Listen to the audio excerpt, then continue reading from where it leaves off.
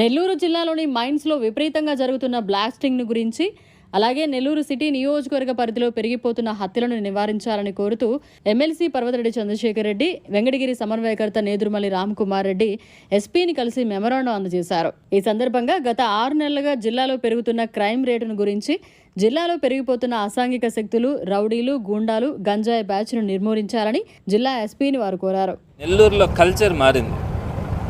యువత ఎక్కువ మంది కత్తులు పెట్టుకొని తిరగడం, గంజాయి సేవించి విపరీతమైనటువంటి హత్యాయత్నాలు కానీ వారు చేస్తున్నటువంటి అకృత్యాలు అన్నీ కావు ఈరోజు నెల్లూరులో. సో ఇది కేవలం నెల్లూరుకే పరిమితం కాలే. ఈ నెల్లూరులో ఉన్నటువంటి ఈ రౌడీ ఎలిమెంట్స్ అన్నీ కూడా నెల్లూరు జిల్లా వ్యాప్తంగా కానీ లేదా ఇతర జిల్లాల్లో కూడా, మన ఒంగోలులో జరిగినటువంటి మర్డర్ కేసు కూడా నెల్లూరు నుంచి పోయిన వాళ్ళే చేసింది. సో ఈ విధంగా ఎందుకు తయారవుతా ఉంది? ఇటీవల కాలంలో గడిచినటువంటి 5-6 నెలల్లో సుమారుగా మోర్ దాన్ 20 మర్డర్స్ జరిగినాయి. ఆ మర్డర్స్ కూడా అత్యంత కిరాతకంగా, ఏదో పాత కక్షలుండి, నెక్స్ట్ వాళ్ళిద్దరి మధ్య విపరీతమైనటువంటి ద్వేషం ఉండి ఏదైనా 1-6 పొరపాటు జరిగితే కూడా అర్థం చేసుకోదగినవి. ఇవన్నీ కూడా ఎలా అయినాయి అంటే చిన్న చిన్న కారణాలతో చంపుకోవడం. వీరందరూ కూడా కిరాయి ముక్కగా తయారయ్యి ఎక్కడ ఏదున్నా కూడా ఒక 1000 రూపాయలు 2000 రూపాయలకు కూడా వీళ్ళు బయటకు వెళ్ళి కూడా వీళ్ళు ఈ పరిస్థితులు క్రియేట్ చేస్తూ ఉన్నారు. సో అదేవిధంగా సైదాపురంలో కూడా ఇక్కడి నుంచే వెళ్తున్నటువంటి వాళ్ళే అక్కడ చేయడం కానీ, మిగతా ప్రాంతాల్లో కూడా ఇదే విధంగా భయభ్రాంతులకు గురి చేయడం కానీ జరుగుతూ ఉంది. దీనికి సంబంధించి ఎస్పీ గారితో డీటెయిల్డ్గా అన్ని ఎవిడెన్సెస్ కూడా ఆయనతో చెప్పడం కూడా జరిగింది. అంటే ఈ కత్తులు పెట్టుకునే బ్యాచ్ ఎక్కడి నుంచి తిరుగుతూ ఉన్నారు, ఎవరు తిరుగుతూ ఉన్నారు, అదేవిధంగా ఈ గంజాయి ఏ ప్రాంతాల్లో ఎక్కువగా వీటిని సేవించి అక్కడి నుంచి ఎక్కడికి ఎంటర్ అవుతూ ఉన్నారు, ఈ విషయాలన్నింటినీ కూడా ఎస్పీ గారి దృష్టికి కూడా తీసుకెళ్ళడం జరిగింది. అవుట్కట్స్లో ఉన్నటువంటి 2 పోలీస్ స్టేషన్స్లోనే ఎక్కువ మేజర్గా మనకున్నటువంటి మర్డర్స్ కానీ ఇన్సిడెంట్స్ కానీ జరుగుతూ ఉన్నాయి. సో దాని మీద ఆయనకి చెప్పడం, సో దాన్ని స్ప్లిట్ చేస్తే బెటర్ అవుతుంది, లేదా మ్యాన్ పవర్ని అక్కడ అడిషనల్గా యాడ్ చేయగలిగితే దీన్ని కొంత కంట్రోల్ చేయొచ్చు అని చెప్పినప్పుడు ఆయన దాన్ని కూడా సానుకూలంగా ఆయన స్పందించడం చాలా స్పష్టంగా ఒక మంచి ఒక విజన్ కూడా ఉందని చెప్పాలి. అయితే ఈ జరుగుతున్నటువంటి ఘటనలు దురదృష్టమనే చెప్పాలా. దీని వెనకాల ఎవరున్నారు ఏంటి, ఒకవేళ పొలిటికల్ సపోర్ట్ కనుక వాళ్ళు ఉన్నారు అన్న ధైర్యంతో కనుక వాళ్ళు చేస్తూ ఉండే పని అయితే డెఫినెట్గా వీళ్ళు ట్రాన్స్పరెంట్గా ముందుకెళ్లాల్సిన అవసరం ఉందని కూడా చెప్పడం కూడా జరిగింది. తప్పకుండా 1 మంత్ లోపల ఈ ఇన్సిడెంట్స్ అన్నింటినీ కూడా భవిష్యత్తులో పునరావృతం కాకుండా యాక్షన్స్ తీసుకోవడం కానీ వాటన్నిటిని కూడా మీరు చూడబోతారు.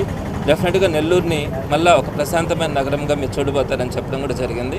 సో దానికి సంబంధించినటువంటి కొన్ని ఎవిడెన్సెస్ కూడా మా దగ్గర ఉన్నాయన్నప్పుడు మీరు నాకు దాన్ని పోస్ట్ చేయండి అని కూడా చెప్పినారు. తెలుగుదేశం పార్టీ కానీ దానికి సంబంధించినటువంటి కూటమి ప్రభుత్వం కూడా ఈరోజు నెల్లూరులో జరుగుతున్నటువంటిది ఆంధ్ర రాష్ట్రంలోనే కాదు, ఎక్కడా కూడా బీహార్లో కూడా ఇటువంటి పరిస్థితులు లేనటువంటి సంఘటనలు మన నెల్లూరులో జరుగుతూ ఉన్నాయి. సాయంత్రం అయితే బయట పంపాలంటే కూడా పిల్లల్ని ఇబ్బంది పడే పరిస్థితి ఉంది. సో డెఫినెట్గా వీటి మీద ఇదే విధంగా కనుక కొనసాగితే డెఫినెట్గా వైఎస్ఆర్సీపీ తరఫున కొంచెం ఫైట్ చేయడం కూడా జరుగుతుంది. తప్పకుండా ఈరోజు అయితే ఎస్పీ గారితో మాట్లాడిన దాన్ని బట్టి కంట్రోల్ అవుతుంది అనే నమ్మకం అయితే ఉంది.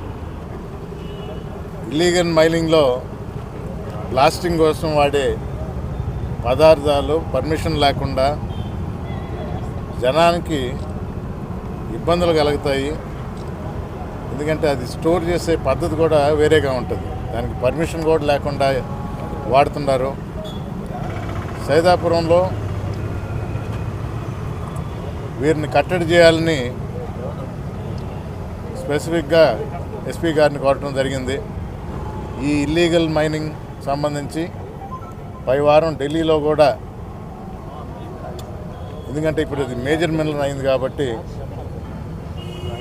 మైనింగ్ డిపార్ట్మెంట్కి వెళ్ళి అక్కడ పై అధికారులు కూడా జరుగుతున్న వాస్తవాలను తెలియజేసి ఈ అన్యాయాలని, అక్రమంగా జరుగుతున్న ఈ మైనింగ్ని కూడా ఆపాలని,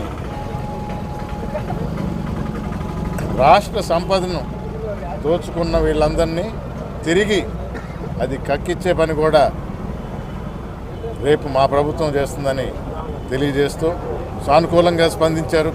ఎస్పీ గారు యాక్షన్ తీసుకుంటామని చెప్పారు. విచారణ జరిపించి మేము వారి మీద నమ్మకంతో కొన్ని రోజులు వెయిట్ చేస్తాం. దాని తర్వాత మా కార్యాచరణ అనేది మీకు తెలియజేస్తామని తెలియజేస్తూ సెలవు తీసుకుంటాం. మరిన్ని అప్డేట్స్ కోసం మన HN9 టీవీ ఛానల్ని సబ్స్క్రైబ్ చేసుకోండి.